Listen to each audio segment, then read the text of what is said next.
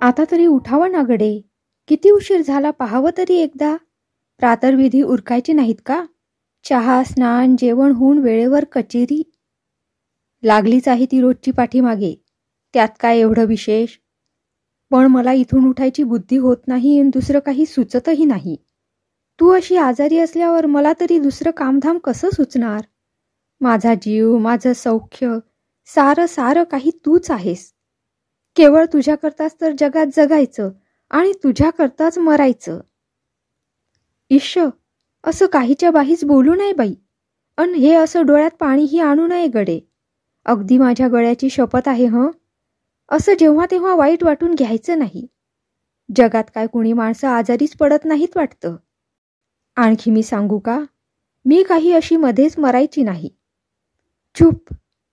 खरंच सांगते, मी मरायची नाही. अन मेलेच तर? चूप म्हणतो ना.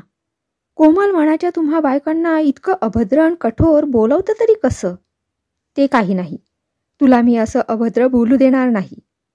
तुला माझ्याकरता खडखडीत बरं, आणि तेही अतिशय लवकर बरं झालंच पाहिजे. पण मी मरायची हौस का धरली आहे? आणि बरं व्हायचं तरी माझ्या का स्वाधीन आहे? मग कुणाच्या? माझ्या? छे, आपल्याही नाही आणि माझ्याही नाही. मग काय, डॉक्टरांच्या, वैद्याच्या? ते तर दररोज आपली शिकस्त करीत आहेत ना. तरीही पण ते त्यांच्याही हाती नाही. मग कुणाच्या? तू फारच हट्टी आहेस बघ. दुसऱ्याला दुःख देण्यात तुम्ही बायका जो निर्दयपणा दाखवता त्याबद्दल तुम्हाला काहीच का वाटत नाही? सांग लवकर, तू बरं होणं कोणाच्या हाती आहे? देवाच्या. देवाच्या हाती काय आहे कपाळ? बरं होणं तुझ्याच हाती आहे. तूच धीर सोडता उपयोगी नाही. औषधं वेळच्या वेळी घेतली पाहिजे. डॉक्टर सांगतील तसं वागलं पाहिजे. पथ्यपाणी सांभाळलं पाहिजे. माझ्यासाठी आणि तुझ्यावरील माझ्या प्रेमासाठी तरी तुला जगलंच पाहिजे. म्हण एकदा, मी बरी होणार म्हणून. बरी होणार, बरी होणार, बरी होणार. आता तरी झालं का आपल्या मनाजोगं? आता उठायचं, प्रातर्विधी उरकायचे. सारी रात्र माझ्या उशाशी बसून जागरण करून डोळे कसे लाल भडक झाले आहेत. डोकं किती तापलं आहे, नी तोंड पहा कसं उतरलंय. माझ्याबरोबर इकडेही आजारी पडायची का हौस आहे? उठायचं म्हणते ना मी. माझ्या गळ्याची शपथ आहे बरं का. तोंड धुवून येणं होईपर्यंत मी आपल्याला चहा करून. भले शाब्बास. जागेवरून उठवत नाही आणि म्हणे मी चहा करते. काही नको उठायला. माझा मी चहा करून घेऊ शकतो. तुझ्या हातच्या चहासारखा कदाचित मला करता येणार नाही, पण म्हणून काही तेवढ्याकरता मी तुला उठू देणार नाही. म्हटलं, डॉक्टरांनी सांगितलं आहे ना, जागेवरून मुळीच हलायचं नाही म्हणून. मग झालं तर. बरं, पण आता तरी उठायचं ना. आपला आपण का होईना चहा करून घ्यायचा ना. वेळेला स्नान, जेवण उरकून कचेरीत जायचं ना. हे पहा, ते मी माझ्या सोयी सवडीप्रमाणे सर्व काही पाहून घेतो. त्याची नको काळजी तुला. तू चांगली बरी होईपर्यंत आमचं कामधाम सर्व बंद. सिनेमा, करमणूक, हिंडणं फिरणं याचा एकदम संन्यास. म्हणजे? एकदा सांगितलं तेच. पण लोक काय म्हणतील त्याची काही फिकीर नाही मला. जाऊ देते. औषध घेणार ना आता? नाही, संपलं आहे औषध. डॉक्टर येणार आहे ना इतक्यात? अरे हो. बरं, पण उठायचं ना आता. माझ्याकरता इतकं करायचं पाहून मला बाई मेल्याहून मेल्यासारखं होऊन जातं. कुठून मी आजारी पडले आहे असं मला होऊन गेलं आहे. मला की नाही अशानं भारी संकोच वाटतो. मी लवकर बरी व्हायला पाहिजे ना इकडून. हे काय खुळ्यासारखं विचारतेस? तर मग मी सांगेन तसं थोडंसं तरी ऐकणं झालंच पाहिजे. काय सांगणार आहेस तू? वेळच्या वेळी जेवावं, नियमित नि भरपूर झोप घ्यावी, नि अष्टोप्रहर असं माझ्याजवळ बसून राहायचं नाही. ऑफिस चुकवायचं नाही. आणखी पुष्कळ आहे.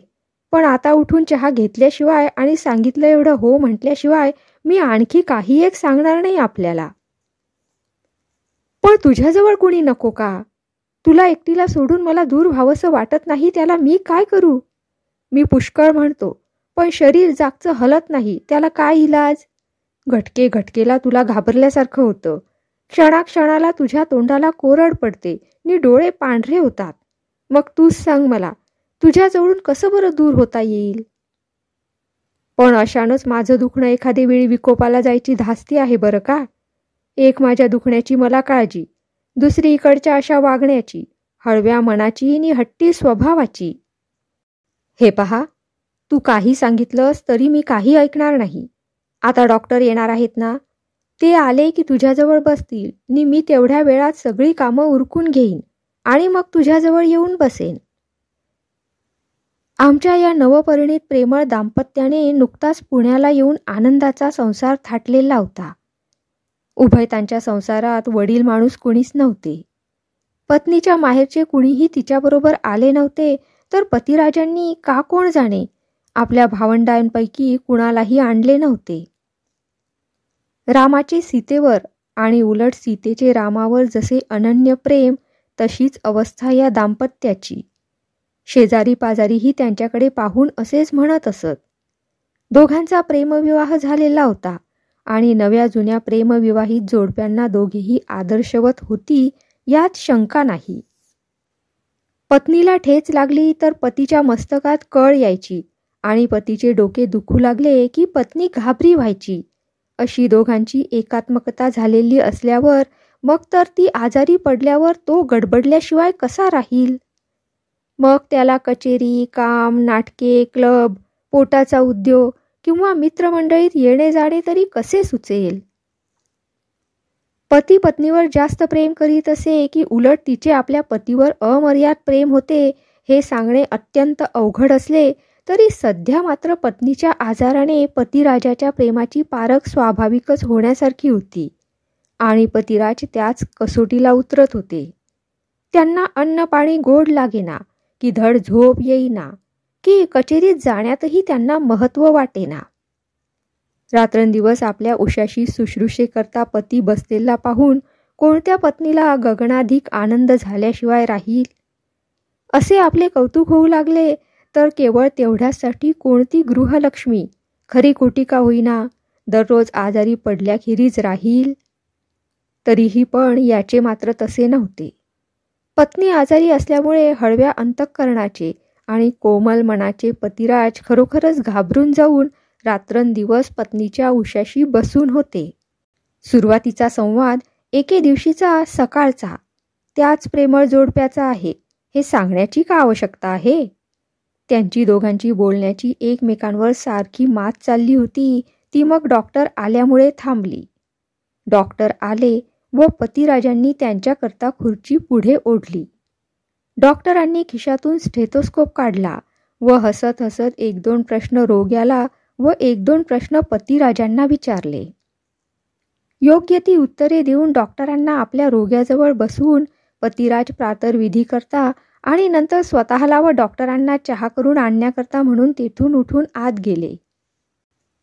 ते परत येईपर्यंत आजाऱ्याला धीर येईल, उत्साह वाटेल व लवकर बरे वाटणारी आशा उत्पन्न होईल अशाच प्रकारे डॉक्टर आपल्या रोग्याशी बोलत बसले.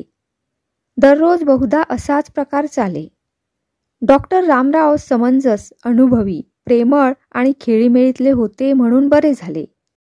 त्यामुळेच डॉक्टर रामरावांना दररोज एकमेकांविरुद्ध प्रेमाच्या कागाळ्या ऐकून घ्याव्या लागत आणि त्यांच्यात तात्पुरता तह घडवून आणावा लागे. त्यांच्या परस्परामधील प्रेमाबद्दल डॉक्टरांना अत्यंत कौतुक वाटे. आजही तसेच झाले. पत्नीने कागाळी केली आणि नीट वागावायला सांगा, नाहीतर अशाने आजारी पडायला होईल असे डॉक्टरांना सांगितले तर पतीनेही आपल्या बाजूचे जीव तोडून समर्थन केले. डॉक्टर रामरावांनी हसून दोघांनाही 2 उपदेशाच्या गोष्टी सांगितल्या आणि ते आपल्या दुसऱ्या उद्योगाला गेले. पतिराजांनी पत्नीला औषध देऊन तिच्या पथ्य पाण्याची सोय केली व नंतर स्टोव व स्वयंपाकाचे इतर जिन्नस जमवून ते त्या रोजच्या उपक्रमास लागले. पत्नीच्या आजाराच्या पहिल्या दिवसापासूनच ऑफिसला रामराम ठोकून स्वारीने तो प्रकार ती बरी होईपर्यंत तसाच चालवण्याचा निश्चय केला होता. या सर्व प्रकारामुळे तिला मात्र फारच संकोचल्यासारखे होत असे व म्हणूनच तर आपण लवकर बरे व्हावे अशासाठी ती खूप धडपडत असे. पण त्यात तिचा नाईलाज होत असे. तर पतिराजाच्या डोक्यात वैऱ्यालाही न येणाऱ्या शंका कुशंका येत असत. त्याला त्याचाही उपाय नव्हता. त्यांना वाटे आपण दूर झालो आणि मागे काही भलतेच अभद्र घडले तर. म्हणूनच ते तिच्या बिछाण्यापासून रेसभरही हलत नव्हते. पत्नीला वाटे एकसारखे आजाऱ्याजवळ बसून राहिल्यामुळे आजाऱ्यापेक्षाही जवळ बसणाऱ्याचे मन हलके भित्रे व नाजूक होते. तेव्हा कामानिमित्ताने आजाऱ्यापासून थोडे बाजूला झाले की तितकेच मनाला बरे वाटते व मग मन घट्ट होते. म्हणून ती आपल्या परीने त्यांना कचेरीत जाण्यास अगर बाहेरून फिरून येण्यास सांगे, पण तिचेही काही चालत नसे. आजाऱ्याजवळ मायेच्या माणसाचा सतत खडा पहारा असल्याशिवाय भागणार नाही, अशा तऱ्हेचे त्यांचे निश्चित धोरण पाहिल्यावर तिलाही वाटे की सासर माहेरचे कोणी अशावेळी आपल्या सहाय्यास येईल तर उत्तम होईल. पण येणार कोण? स्वतःची आई नसल्यामुळे तिकडून निराशा व सासूबाई न येण्यासारख्या परावलंबित स्थितीत असल्यामुळे तिकडून कुचंबना. एरवी एखादी नणंद आली असती, पण आता अशावेळी ती भावजईचे कष्ट करावयास थोडीच येणार. आलीच तर ती भावजईकडून आपले सोपस्कार करून घ्यावयास येणार. मिळून तिकडूनही कोणी येण्यासारखे नव्हते. कोणीतरी येईल अशी ठाम निश्चिती वाटल्याशिवाय ती तरी पतिराजाजवळ बोलणार कशी? पत्नीला प्रत्यक्ष तिचा आजार छळीत होता आणि पतिराजांना पत्नीच्या आजारातले हाल छळीत होते. डॉक्टर रामराव परतल्यावर इझी चेअर ओढून पतिराजांनी त्यावर अंग टाकले. पेटवलेल्या स्टोवर पाणी तापत ठेवले आणि कसलेसे पुस्तक घेऊन ते वाचण्याचा प्रयत्न चालवला. तिच्या मनातील खळबळाटामुळे पुस्तकातील मजकुरावर त्यांचे कितपत लक्ष होते कोण जाणे. त्यांच्या अशा या प्रेमळ वागणुकीमुळे पत्नीला एक प्रकारचा आनंदही होत होता व एक प्रकारे अत्यंत दुःखही होत होते. मात्र त्या दुःखाचे कारण तिलाच कळत नसल्यामुळे तिच्या मनाची तलखी आणि शरीराची काहिली एकसारखी होत होती. त्याचवेळी टपालवाल्याने सौभाग्यवती कमलाबाई कांत आठवले या नावाचा उच्चार करून एक पाकिट दाराबाहेरूनच आत भिरकावले. उभयता पती पत्नीचे लक्ष त्या पत्राने एकदमच वेधले. कमल एका कुशीवरून दुसऱ्या कुशीवर वळली. तिने पत्र घेण्याकरता उठण्याचाही प्रयत्न केला, पण तितक्यात कांतच पटकन उठला व त्याने ते पत्र घेतले. कमल हसली व कांताने पुढे केलेले पत्र तिने घेतले. इकडून पत्र फोडायचं झालं असतं तरी चाललं असतं.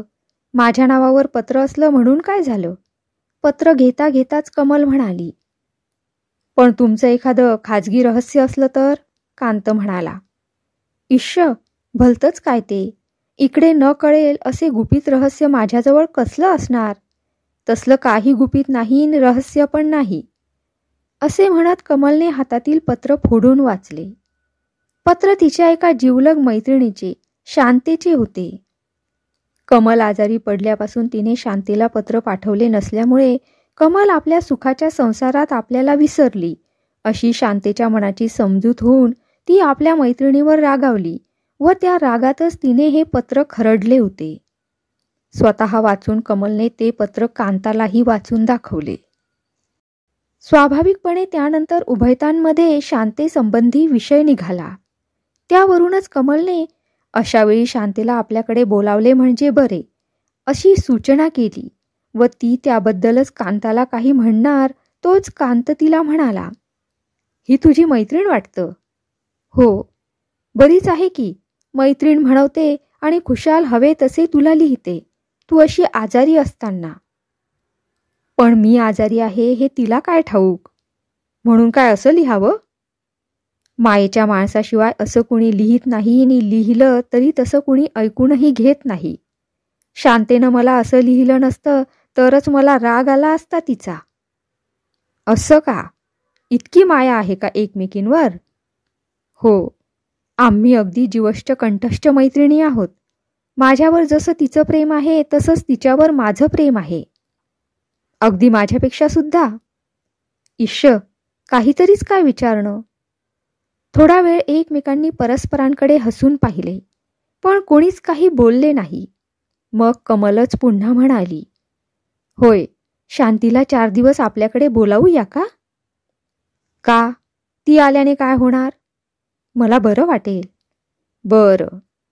ती माझ्याजवळ बसून राहील, औषध पाणी पथ्य पाहील व त्यामुळे इकडची जरा सुटका होऊन कचेरीत जायला वेळ मिळेल.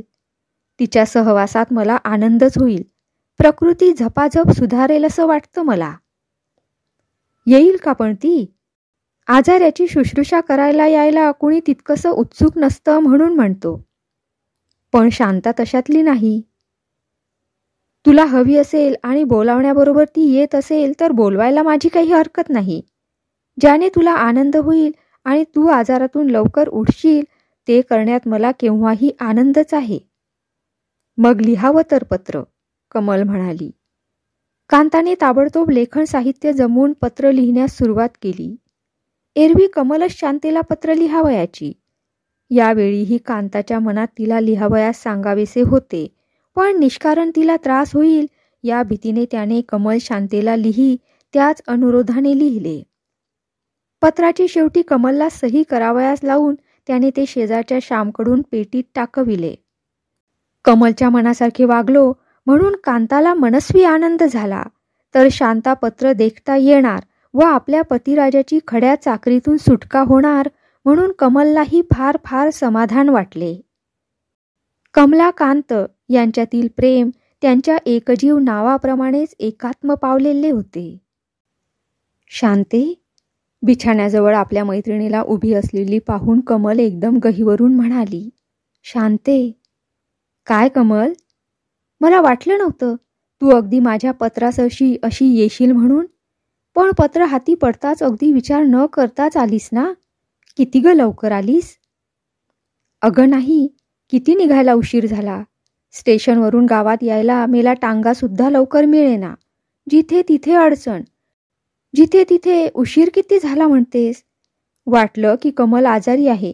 आपल्याला पंख असायला हवे होते, नाहीतर विमानाची सोय पाहिजे होती. म्हणजे आता आले त्यापेक्षा कितीतरी अगोदर येता आले असते.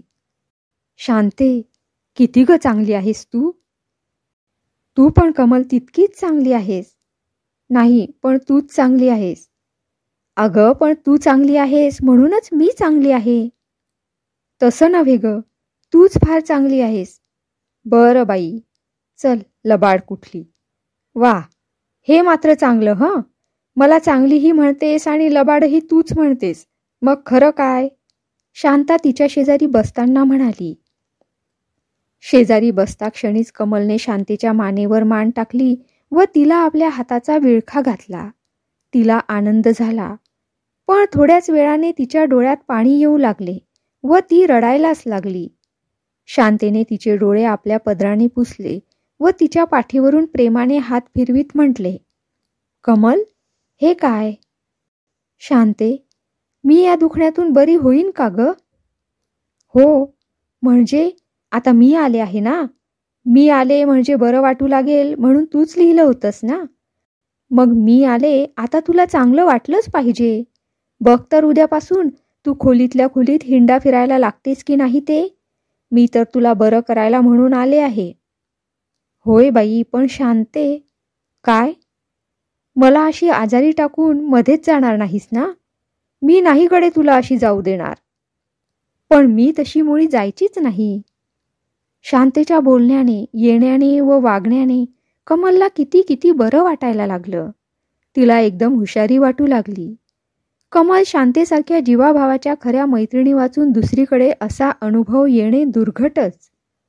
शांतेच्या आगमनाने कांतालाही बरेच बरे वाटले. शांता येऊन कमलच्या परिचर्येचे काम तिने आपल्याकडे घेताच आजाराच्या खोलीतून कांताचे ठाणे उठले. तो आताशा बाहेर बाहेर राहू लागला. आता त्याला बाहेरचा कामधंदा, कचेरीत जाणे येणे सुचू लागले. रुग्ण परिचर्या करावी अशी स्त्रियांनीच. शांता येण्यापूर्वी कांत सदा सर्वकाळ कमलच्या उशाशी बसलेला असे, पण त्या खोलीत सारखी स्वच्छता ठेवणे, आजाऱ्याच्या अंथरुणातील अंगावरील वस्त्रे रोज बदलणे, खोलीत आजाऱ्याला न बाधेल अशी पण भरपूर हवा खेळेल याकडे लक्ष पुरवणे, खिडक्यांना कापडाचे स्वच्छ पडदे लावणे, फुलदाणीत ताजी, सुगंधी व हर प्रकारची फुले आणून ठेवणे, आजारी माणसाचे अंग पुसणे, त्याला हलकेच इकडचे तिकडे वळवणे, त्याच्याशी त्याच्या कलाने वागणे व न चिडेल असे बोलणे, स्वतः न रागावणे किंवा रोग्याला रागावू न देणे, ही कामे कांताला मनात असूनही साधत नसत. पण तेच काम शांता आल्यानंतर कसे चोख होऊ लागले. बायकाच असली कामे चांगली करतात, त्यांनाच ती साधतात आणि त्यात त्यांनाच यश येते. शांतेचे असेच झाले. तिच्या वागण्याने आणि वागवण्याने दुसऱ्याच दिवसापासून कमलच्या प्रकृतीत फरक पडू लागल्याचे दिसू लागले. शांतेसारखी प्रेमळ परिचारिका लाभल्यावर तसा फरक का दिसू लागणार नाही? परंतु शांता आल्यापासून जशा काही गोष्टी चांगल्या झाल्या तशाच काही गोष्टी अडचणीच्या होऊन बसल्या. नवीन सोय झाली की त्याबरोबर तशीच एखादी गैरसोय हटकून जन्माला येते, तशातली स्थिती झाली. कमल शांतेच्या देखरेखीखाली गेल्यामुळे कमलला कांताचा आणि कांताला कमलचा घरातल्या घरात असूनही दूरपणाचा विरह होऊ लागला. शांता सरळ, निर्मळ, कष्टाळू, मायाळू व सहनशील खरी, पण परकेपणामुळे कांताला स्वाभाविकच संकोच वाटत असे. तो तिच्याशी बोलण्याचा प्रसंगच येऊ देत नसे. उलट शांतेला कांताशी बोलायची वेळच फारशी येत नसे. शांता कमलच्या खोलीत गेली की कांत तेथून उठून बाहेर येई आणि ती कामानिमित्त जरा कुठे इकडे तिकडे झाली की तो कमलच्या अंथरुणाशी जाई. कमलची ओढ कांताकडे आणि कांताची ओढ कमलकडे अतोनात खरी, पण आजारामुळे, डॉक्टरांच्या सल्ल्यामुळे आणि शांतेच्या प्रेमळपणाच्या कडक शिस्तीमुळे कमला कांत अहोरात्र जवळजवळ दूरच असत. डॉक्टर आले म्हणजे त्यांच्याबरोबरच कांत त्या खोलीत जाई, पण त्यानंतर तो बाहेर असे. फार वेळ झाला म्हणजे कमललाही कसेसेच होऊन जाई. कुठे असायचंय ग? चहा झाला का वेळेवर? आज तरी जेवणावर लक्ष होतं का? वगैरे प्रश्न कमल शांतेला विचारी व तीही त्याची योग्य ती उत्तरे देई. पहिल्या प्रथम या गोष्टी तिच्या लक्षात आल्या नाहीत, पण मागाहून मात्र चाणाक्ष शांतेच्या त्या ध्यानात यायला फारसा वेळ लागला नाही. कांतच जर शांतेशी बोलण्याचा संकोच करी तर शांता तरी आपणहून त्याच्याशी कशी बोलणार? सगळी बोलणी कशी जितक्यास तितकीच होत असत. डॉक्टर येऊन गेले का? औषध आणावयाचं नाही ना? असले कांताचे तुटक प्रश्न आणि त्यांना शांतेची तशीच तोकडी उत्तरे, असा सगळा घरचा कारभार चालू होता. शांता घरी आली त्या दिवशी टांग्यातून बॅग, वळकटी, फराळाचा डबा, फिरकीचा तांब्या इत्यादी तिच्या जिन्नसा टांगेवाला उतरून घेऊन आत आला. त्यावेळी कांताने पुढे होऊन त्या ठेवावयात जागा दाखवताना आणि हास्यमुखाने शांतेचे स्वागत करून औपचारिक 2 कुशल प्रश्न विचारून तिला कमलच्या खोलीत नेल्यावर मग थोडा वेळ जे काय त्या दोघा-तिघांचे बोलणे झाले असेल तेवढेच. त्यानंतर बहुतेक भाषण बंदीच झाली होती. आपल्यामुळे उभयता पती पत्नींची कुचंबणा होत आहे. त्यांना 4-2 घटका एकत्र येऊन बोला सवरायला सवड मिळत नाही, हे पहिल्यांदा जरी नाही तरी मागाहून शांतेच्या ध्यानात आले. ती विवाहित असती तर त्या दाम्पत्याची मनस्थिती तिच्या डोक्यात यायला तितकाही वेळ लागला नसता. पण बायका जन्मजातच काही बाबतीत शहाण्या, समंजस असतात. त्यांची कुचंबणा होत आहे हे लक्षात आले तेव्हा तिचे तिलाच चमत्कारिक झाले व हसूही आले. कमल इतकी जीवाची जीवलग, पण तिला आपल्याजवळ तसे स्पष्ट बोलण्याचा संकोच वाटावा याचे तिला मोठे नवल वाटले. तसे ते तिने कमलजवळ बोलूनही दाखवले. तेव्हा दोघीही हसल्या व शांतेच्या गालावर कमलच्या अशक्त हाताची एक हलकीशी लाडकी चापटी पण बसली. पण मग शांताच मुळी मुद्दाम उभयतांना बोला सवरायला वेळ मिळावा म्हणून काहीतरी निमित्ताने बाहेर गेली की बराच वेळ बाहेरच राहू लागली व त्यामुळे त्यांना बोलायला वेळ मिळू लागला. शांता जवळ असली की कांत जवळ उभा राहायचा नाही की तिघेजण एकदम मनमोकळेपणाने बोलायचे नाहीत, याबद्दल कमलला सुद्धा कसेसेच वाटू लागले. पण असे तू का वागतेस म्हणून शांतेला विचारण्याचे धाडस तिला होईना व कांताला त्याबद्दल विचारण्याचे तिला जमेना. त्याचे तिला चमत्कारिकही वाटे आणि बरेही वाटे. कांताला काय आवडते, काय नाही, त्याच्या जेवणाच्या खोडी काय आहेत, कसे वाढावे लागते, किती आणि किती वेळा वाढावे लागते म्हणजे त्याचे पोट भरते, मागण्याची पाळी आलेली त्याला कशी खपत नाही, जेवण संपेपर्यंत वाढणाराने त्याच्यासमोर नेहमी कसे उभे असावे लागते वगैरे कमलने शांतीला अगोदरच समजावून सांगितले होते व त्याप्रमाणे शांता हुबेहूब वागतही होती. पण कांत मात्र जेवताना पानात पडे ते खाई, काही मागावयाचा नाही, हवे किंवा नको एवढेच म्हणे. इकडे तिकडे पाहायचे नाही हा त्याचा नियम होता. शांतेशी उगीच काहीतरी बोलायची पाळी आणावयाची नाही असेच त्याने ठाम ठरवले होते. इतके होते तरी त्याच्या वर्तनात तुसडेपणा, बेपर्वाई अशापैकी काही होते म्हणावे तर तसेही नाही. शांता आपल्या लाडक्या अर्धांगीसाठी एवढे अविश्रांत झटते याबद्दल त्याला नेहमी कृतज्ञता वाटे व त्याबद्दल तो कमलजवळ वेळोवेळी बोलतही होता. न बोलताही कांताचे ते वर्तन शांतीला कळण्यासारखे होते. असे असूनही शांता कांताशी किंवा कांत शांतेशी मनमोकळेपणाने बोलत नसत, वागत नसत. शांता कांताचे कमळेवरील एकनिष्ठ प्रेम ओळखू शकली होती. कमळेची कांतावरील अनन्य भक्ती तिला उमगली होती व त्याबद्दल तिला कौतुक, अभिमान आणि आनंदही वाटत असे. प्रसंगविशेषी ती तसे बोलून दाखवी किंवा त्याबद्दल कमलची गोड थट्टा मस्करी सुद्धा करी. रुग्णाईताची परिचर्या व्यवस्थित होई म्हणून डॉक्टरही शांतेला शाबासकी देत असत. ती आल्या दिवसापासून प्रकृतीत सुधारणा होऊ लागल्यामुळे शांतीविषयीच्या प्रेमळपणात कमळेच्या मनात चांगुलपणाची आणखी भरच पडली. तिच्या आगमनामुळे आणि दक्ष जपणुकीमुळेच आपल्या कमलचा पुनर्जन्म होऊन आपल्याला तिचा लाभ निश्चितपणे होत आहे या विचाराने कांतही शांतेशी आणखी कृतज्ञच झाला. सध्याचा घरातील मामला असा चालू होता. तरी पण अजूनही घरात एकमेकांशी एकमेकांचा पक्का आदरभाव, सद्भावना आणि निर्व्याज प्रेम असून सुद्धा परस्परांशी एकमेक चोरट्या चोरट्याप्रमाणेच वागत असत. आणि हे असे का होत होते ते कुणाला स्पष्टपणे कळून येत नव्हते हे विशेष. असो. दुपारी जेवणखाण करून कांत कचेरीत गेला म्हणजे दोघीजणी बोलत बसत. अशाच एखादी वेळी शांता अकारण उदास किंवा सचिंत दिसली की कमलचा जीव खालीवर होऊ लागून ती म्हणे, शांते, माझ्या घरी तुला किती ग काम पडतं? अगं पण मी त्याचसाठी आले आहे ना, शांता तिला उत्तर देई. पण तू किती दमतेस? मुळीच नाही. तर दमत नाहीस मग आज अशी उदास का दिसतेस तू? सचिंत का आहेस? कधी? केव्हा? कुठे? छे, मुळीच नाही. तुलाच आपलं तसं काहीतरी वाटतं झालं. शांते, खरं सांग हं, लपवाछपवी नको. तुला घराकडची का आठवण होत आहे? होय गडे. केव्हा बाई एकदा देव मला बरं करतोय आणि तुमच्या सर्वांच्या वरचं संकट दूर करतो आहे तोच जाणे.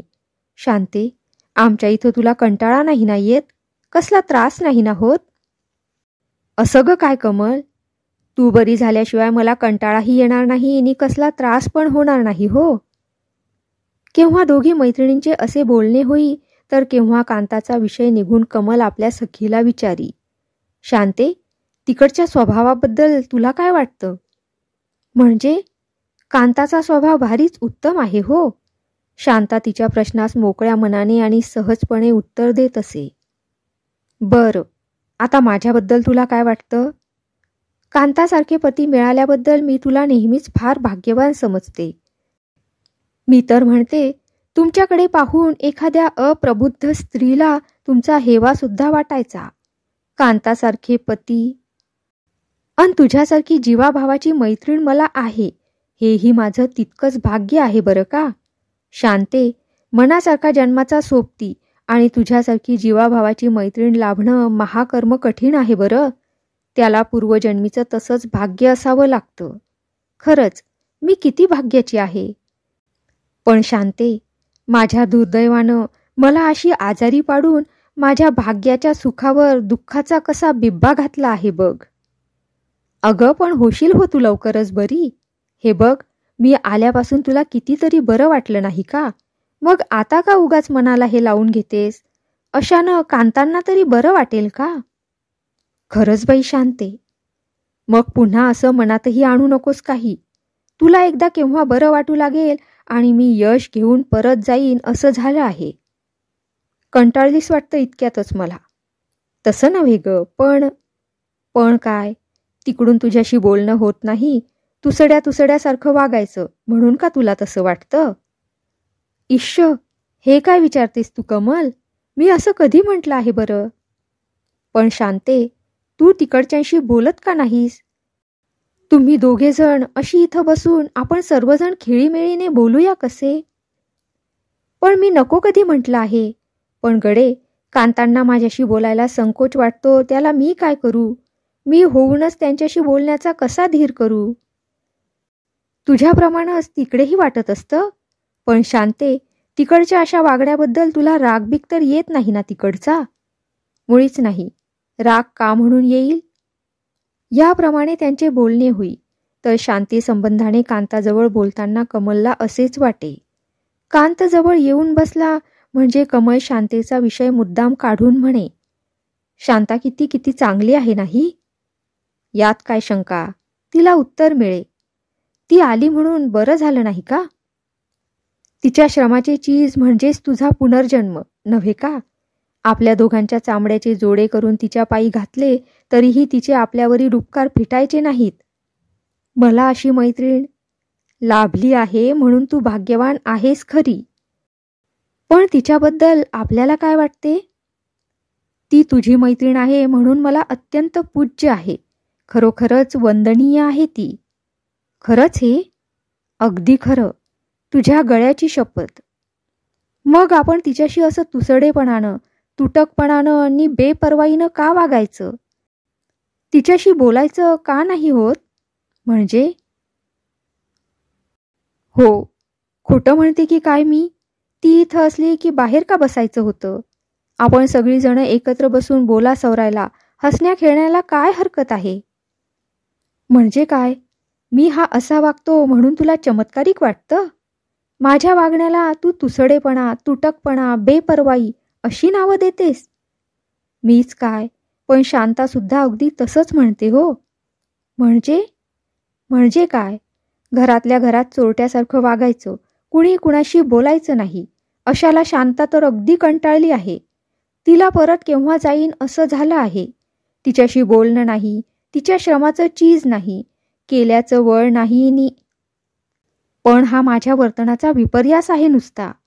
तिला माझा उद्धटपणा दिसू नये, पुरुषाचा कोडगेपणा तापदायक होऊ नये म्हणून तर मी मुद्दाम असा वागतो. अशाही माझ्या वर्तनाचा विपर्यास झालाच का शेवटी? शिकस्त आहे आता. आम्ही जगात कसं वागावं हेच आम्हाला मुळी कळत नाही. आणखी खरं सांगू का तुला? तुझ्याखेरीज अन्य कुणाही स्त्रीकडे पाहू नये आणि बोलूही नये असं मला वाटतं. त्याला मी तरी काय करू? बोलून चालून आम्हा पुरुषांची जात. काहीही केल्यानं मन स्वाधीन काही राहायचं नाही. हे अगदी स्पष्ट सांगतो तुला. शांता तुझी मैत्रीण. आम्ही बोलू चालू लागलो तर नातं मेहुणीचं लागायचं, थट्टा मस्करी व्हायची. मग ते तिला खपायचं नाही नि मला आवडायचं नाही. त्या निर्मळ मनाला निष्कारण त्रास आणि आम्हा पुरुषांच्या हलक्या मनाचं फुकट प्रदर्शन व्हायचं. कोणी सहज थट्टेने जरी उणाअधिक शब्द बोलला तरी त्याचा नसता विपर्यास व्हायचा, पराचा कावळा बनायचा आणि हैक म्हणता ब्रह्महत्या व्हावयाची. म्हणून अगोदरपासून असा सावधगिरीने वागत आहे तर ही चूकच ठरवली तुम्ही माझी. कांताने अशा रीतीने आपल्या वतीने घरातील आपल्या वर्तनाचा एक दिवस असा स्पष्ट खुलासा केला. कांताने खुलासा केला तेव्हा कमलला त्यामुळे कितीतरी बरे वाटले. त्याच्यावरील तिची भक्ती दुणावली. प्रीती याचमुळे कितीतरी पटीने तेव्हापासून वाढली.